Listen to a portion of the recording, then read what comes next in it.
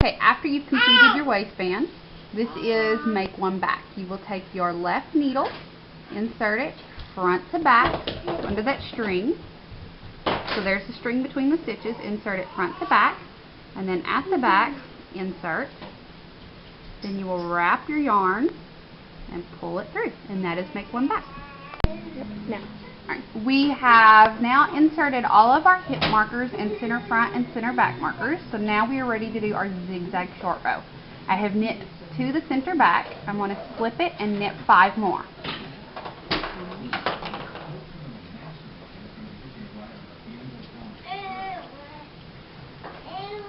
Okay, now we will turn our work. We're going to slip the one from the right needle, move the yarn behind, flip it back, and move the yarn again. Okay, and then we're going to knit back to the marker. Purl back.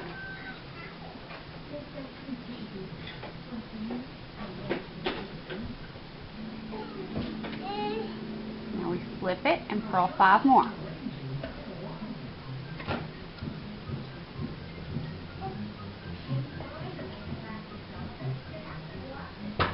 Turn our work again. Okay, now we flip the one from the right needle, move the yarn to the front, flip it back, move it to the back, and now we knit back.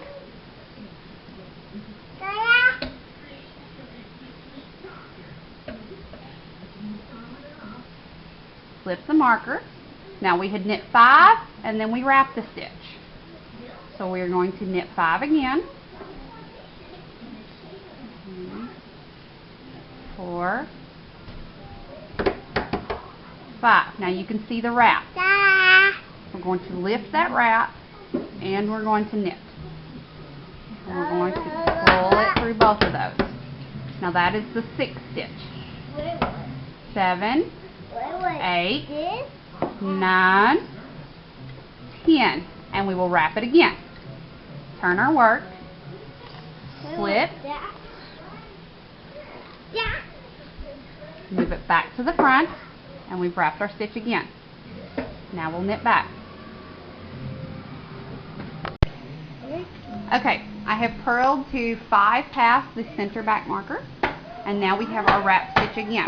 We're going to go from behind and then purl it. So we have that wrap. We're going to pick it up from behind and purl.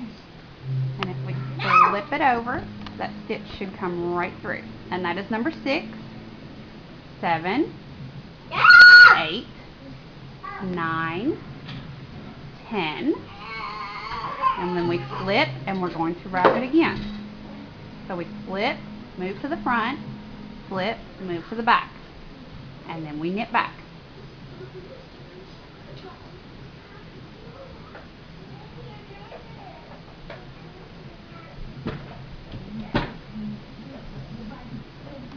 So we have finished knitting the smaller short rows. And we have switched to our size 7 needle. Okay, so we still have this one last wrap over here near the right hip to finish. So we're going to knit to 1 before the gap. Okay. There we go. And now we're going to lift this stitch here and we're going to pull on it a little bit to give us some room. And then we're going to knit it up in here. And then pull straight down, and that will pull that, and then continue knitting so you switch from your size 5 to your size 7.